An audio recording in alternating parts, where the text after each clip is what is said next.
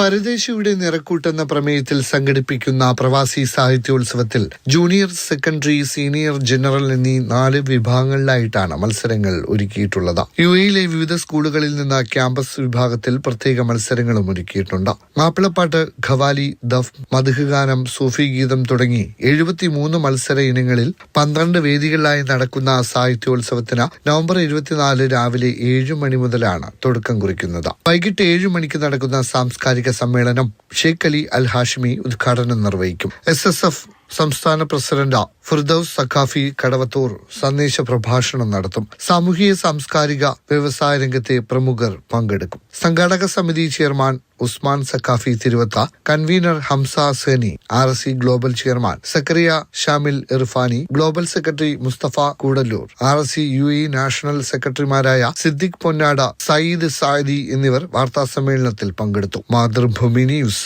Abu Dhabi.